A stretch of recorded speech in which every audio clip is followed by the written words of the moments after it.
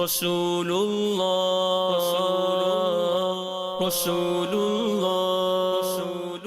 یا رسول اللہ یا حبیب اللہ۔ الحمدللہ رب العالمین والصلاة والسلام علی سید الانبیاء والمرسلین، اما بعد فاعوذ باللہ من الشیطان الرجیم، بسم اللہ الرحمن الرحیم۔ الصلاة والسلام علیک یا رسول اللہ وعلی آلک واصحابک یا حبیب اللہ، الصلاة والسلام علیک یا نبی اللہ وعلی آلک واصحابک یا نور اللہ۔ باتیں میرے حضور کی ایک دفعہ پھر حاضر ہیں انشاءاللہ تبارک و تعالی پیارے آقا صلی اللہ تعالی علیہ وآلہ وسلم کے مبارک ناموں کے حوالے سے جو ہمارا ایک تسلسل جاری ہے اسی کو کنٹینیو کریں گے انشاءاللہ تبارک و تعالی۔ آج بھی حضور اکرم صلی اللہ تعالی علیہ وآلہ وسلم کے کچھ مبارک ناموں کے حوالے سے گفتگو کریں گے۔ آپ صلی اللہ تعالی علیہ وآلہ وسلم کے صفاتی ناموں میں سے، آپ کے وصفی ناموں میں سے، آپ کی خوبیوں کو اور آپ کے کمالات کو پیش نظر رکھ کر علماء نے جو نام بیان کیے ہیں ان میں سے ایک نام حضور علیہ الصلوۃ والسلام کا الظاہر ہے۔ ظاہر ہمارے یہاں مشہور ہے، الف لام پھر اس کے بعد وا جس کو اردو میں زوئیں بولتے ہیں، الف پھر اس کے بعد ہا اور پھر اس کے بعد را جس کو رے بولتے ہیں اردو میں۔ تو الظاہر اس کے علماء نے دو معنی بیان کیے ہیں کہ ظاہر کس کو کہتے ہیں۔ ظاہر ایک تو ہمارے یہاں ایک مشہور معنی ہے کہ کسی چیز کا واضح ہونا، بالکل کلیئر ہونا، ایسی ہستی کو، ایسی شخصیت کو یا ایسی چیز اور ایسی بات کو ہمارے یہاں ظاہر کہا جاتا ہے کہ یہ چیز بالکل ظاہر ہے، یعنی بالکل واضح ہے، بالکل صاف ہے، اس میں کسی طرح کی کوئی پوشیدگی، کسی طرح کا کوئی شبہ وغیرہ موجود نہیں ہے، ایسا عام طور پہ ہم بولتے ہیں۔ تو ایک معنی عربی زبان کے اندر اس کا یہی ہے۔ نبی کریم صلی اللہ تعالیٰ علیہ وآلہ وسلم کی جو زندگی تھی وہ بالکل ہمارے سامنے ظاہر ہے۔ آپ علیہ الصلوۃ والسلام نے جس طرح کی زندگی گزاری اور آپ علیہ الصلوۃ والسلام کی جس طرح کی سیرت تھی وہ ہمارے سامنے ایسی ظاہر ہے کہ نبی کریم صلی اللہ تعالیٰ علیہ وآلہ وسلم کی جو نبوت ہے، یعنی آپ علیہ الصلوۃ والسلام کا جو اعلان نبوت فرمانا ہے، اس میں اگر جب آپ نے اعلان نبوت فرما دیا تو اس کے بعد آپ کو کسی اور معجزے کی حاجت نہیں، جیسا کہ ہم پیچھے سن کے آ چکے ہیں، بلکہ فقط آپ کی ذات، آپ کی سیرت، آپ کا طریقہ کار آپ کے حق ہونے پر دلیل ہے۔ تو آپ ظاہر و بین ہیں، آپ بالکل واضح حق ہیں، اس لیے آپ صلی اللہ تعالیٰ علیہ وسلم کی ذات کو ظاہر کہا جاتا ہے، یعنی وہ ہستی کہ جس کی سیرت بالکل ظاہر ہو، جس کے دلائل یعنی جو وہ دعویٰ کر رہے ہیں، چاہے وہ نبوت کا دعویٰ ہو چاہے کسی اور بات کا دعویٰ ہو، اس پر ان کی جو سیرت ہے، ان کی جو باتیں ہیں وہ بالکل ظاہر ہیں، دلالت کرنے والی ہیں، رہنمائی کرنے والی ہیں۔ ایک معنی علماء نے الظاہر کا یہ بیان کیا۔ دوسرا معنی اس کا، یہ قرآن پاک میں بھی کئی مقام پر اس طرح ظہر کا لفظ یہ موجود ہے جس کے معنی ہوتے ہیں غالب آنا، یعنی کوئی کسی کے اوپر غالب آ جائے تو اس وقت اہل عرب بولتے ہیں کہ ظہر فلان علی فلان، کہ فلاں فلاں کے اوپر یہ غالب آ گیا ہے۔ تو ظاہر کا ایک معنی وہ ہستی کے جو غالب ہو۔ تو نبی کریم صلی اللہ تعالیٰ علیہ وآلہ وسلم کو اللہ تبارک و تعالیٰ نے کئی اعتبار سے غلبہ عطا فرمایا کہ آپ صلی اللہ تعالیٰ علیہ وآلہ وسلم کی ذات گرامی جس نے اللہ تبارک و تعالیٰ کی دعوت کو عام کیا، لوگوں کو توحید اور رسالت کی طرف بلایا، آخرت کا جو راستہ دکھایا، اس راستے نے اور نبی کریم صلی اللہ تعالیٰ علیہ وسلم کی دعوت نے یہ غلبہ حاصل کیا، یعنی آپ صلی اللہ تعالیٰ علیہ وآلہ وسلم کا جو دین ہے یہ دوسرے ادیان کے اوپر غالب آیا۔ اب غالب آنا یہ اپنی حقانیت کی وجہ سے، اپنے دلائل کی وجہ سے اور سچائی کی وجہ سے، یعنی دین اسلام ایک ایسا دین ہے جو عین فطرت کے مطابق دین اور اللہ تبارک و تعالیٰ کا پسندیدہ دین ہے، اللہ تبارک و تعالیٰ کا جس کو اللہ تبارک و تعالیٰ نے لوگوں کے لیے پسند کیا وہ دین ہے۔ اس اعتبار سے جب ہم دین اسلام کی تعلیمات کو دیکھیں گے تو وہ آپ کو غالب نظر آئیں گی، اور اللہ تبارک و تعالیٰ نے اس دین کو غلبہ عطا فرمایا اور مسلسل یہ دین غالب ہی آتا جاتا ہے۔ اب یہ ایک الگ بات ہے کہ جو دین اسلام کے ماننے والے ہیں اور اپنی بدعمالی کی وجہ سے، دین کی تعلیمات سے دوری کی وجہ سے، دین پر عمل نہ کرنے کی وجہ سے، دنیا کے اندر پڑ جانے کی وجہ سے، اپنی نفسانی خواہشات کے پیچھے چلنے کی وجہ سے، خود غرضی کی وجہ سے، ان تمام معاملات کی بنیاد پر وہ پیچھے رہ گئے، یہ ایک الگ چیز ہے۔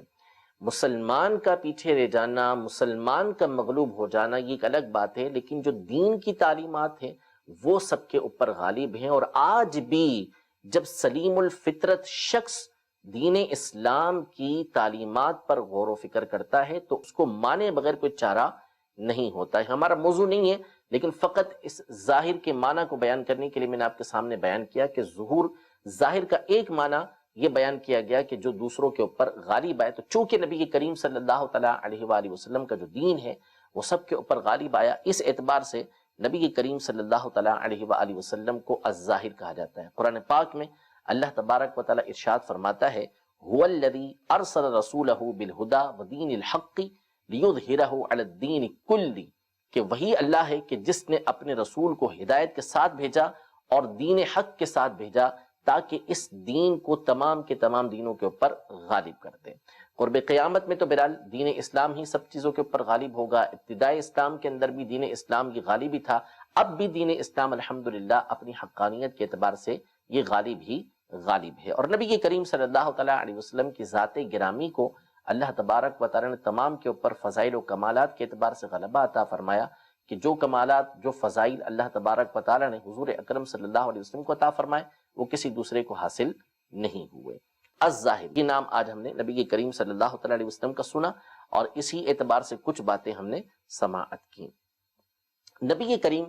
صلی اللہ تعالیٰ علیہ وآلہ وسلم کا ایک نام نامی العصمت ذکر کیا گیا، عصمہ، الف لام، پھر اس کے بعد عین، پھر صاد، پھر اس کے بعد میم اور پھر اس کے بعد گولتا، العصمت۔ نبی کریم صلی اللہ تعالیٰ علیہ وسلم کے اس نام کا معنی کیا ہے؟ عصمت یہ بولتے ہیں کہ جو کسی کو کسی چیز سے بچانے والا ہو۔ حضور اکرم صلی اللہ تعالیٰ علیہ وسلم کے اس نام نامی کا معنی دو طرح علماء نے بیان کیا ہے کہ عصمت کا ایک معنی ہے عاصم،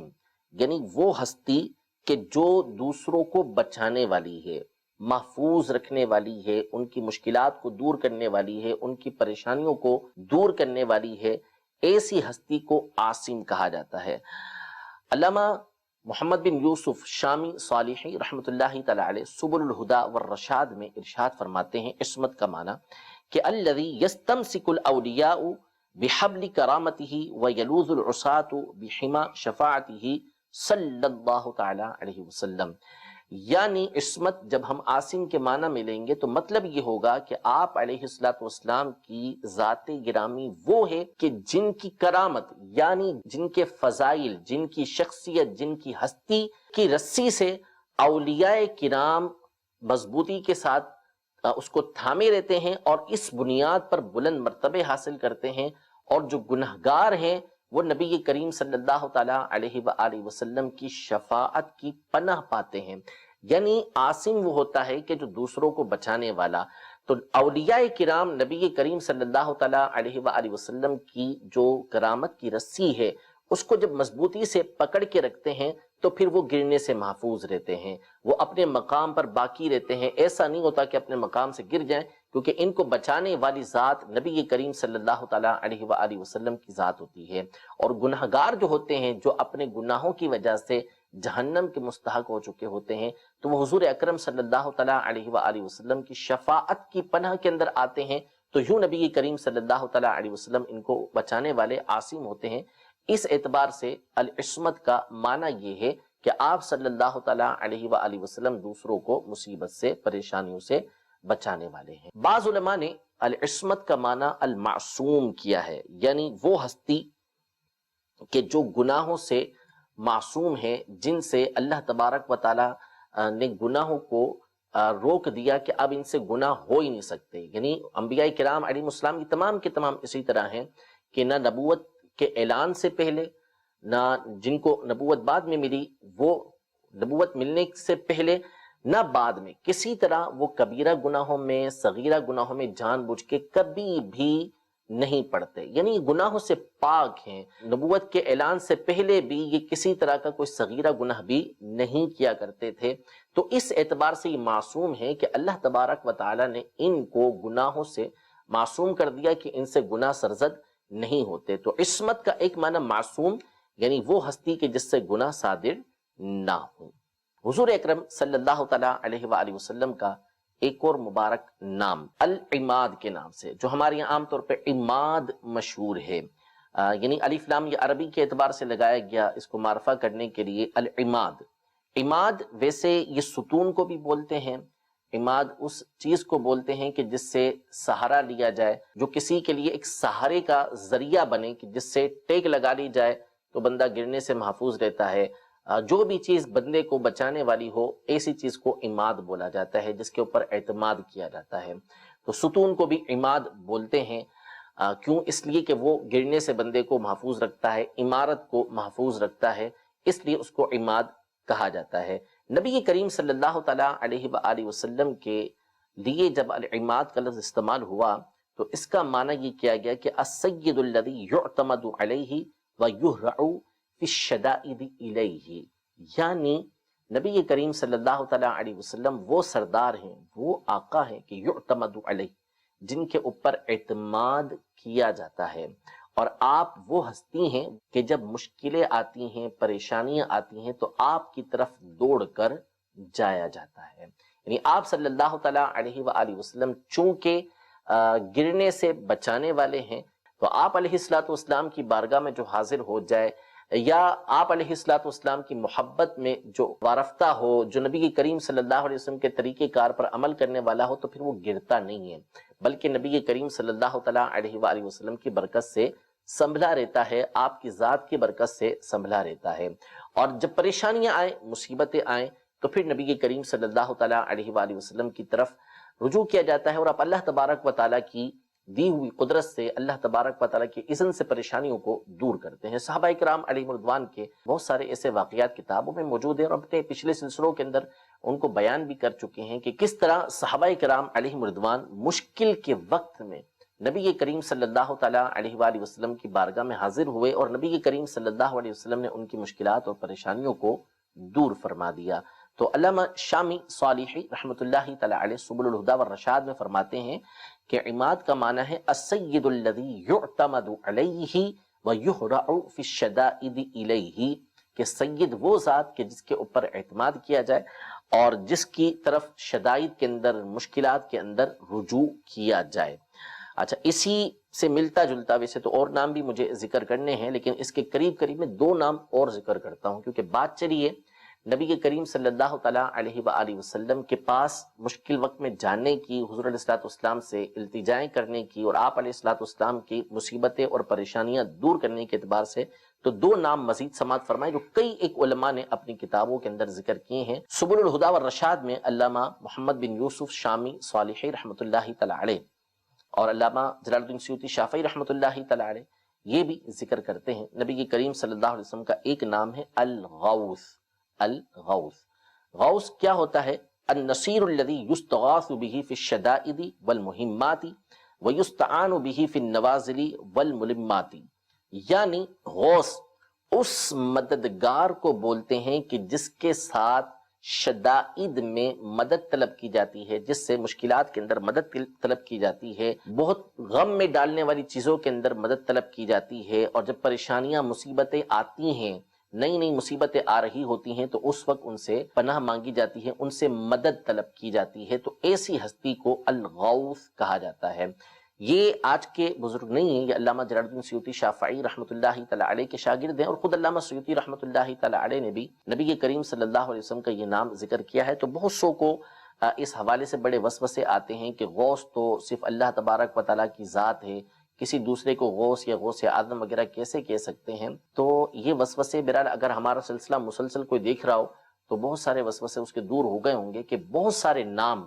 کہ جو اللہ تبارک و تعالیٰ کے ہیں وہ نبی کریم صلی اللہ تعالیٰ علیہ وآلہ وسلم کے لیے بھی ذکر کیے گئے ہیں۔ الغنی ہے، العظیم ہے، الجلیل ہے، الجبار ہے، العزیز ہے، المؤمن ہے، یہ سارے نام اللہ تبارک و تعالیٰ کے بھی ہیں، اور نبی کریم صلی اللہ تعالیٰ علیہ وآلہ وسلم کے بھی یہ نام ہیں۔ میں بیان کر چکا ہوں کہ علامہ نبہانی رحمۃ اللہ تعالیٰ علیہ نے 80 سے زائد وہ نام ذکر کیے ہیں کہ جو اللہ تبارک و تعالیٰ کے بھی ہیں اور نبی کریم صلی اللہ تعالیٰ علیہ وآلہ وسلم کے بھی ہیں، لیکن ہمیشہ یہ بات ملحوظ خاطر رہنی چاہیے کہ جب اللہ تبارک و تعالیٰ کی صفات کی بات ہوگی، اس کے صفاتی ناموں کا تذکرہ ہوگا، تو اس کا معنی اس کی ذات کے اعتبار سے ہوگا، اور بندوں کے لیے جب وہ نام ذکر کیا جائے گا تو اس کا معنی بندوں کے اعتبار سے ہوگا۔ المؤمن یہ بڑی واضح مثال ہے، اللہ تبارک و تعالیٰ کا بھی نام ہے، بندوں کا بھی نام ہے۔ الرؤوف الرحیم اللہ تبارک و تعالیٰ کے بھی نام ہے۔ قرآن پاک میں اللہ تبارک و تعالیٰ نے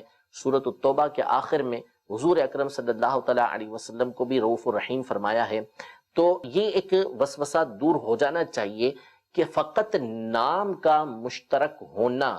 یہ اس بات کی دلیل نہیں ہوتا کہ وہ چیز کفر و شرک کی طرف لے جانے والی ہو۔ ہاں بعض نام ہیں جو اللہ تبارک و تعالیٰ کے ساتھ ہی خاص ہیں، وہ دوسروں کے اندر ہو ہی نہیں سکتے، جیسے اللہ، یہ نام ہے، یہ اللہ تبارک و تعالیٰ کا ہے، کسی دوسرے کو اللہ نہیں بول سکتے کہ وہی معبود ہے، کوئی دوسرا معبود ہو ہی نہیں سکتا۔ لیکن بہرحال بہت سارے نام وہ ہیں کہ جو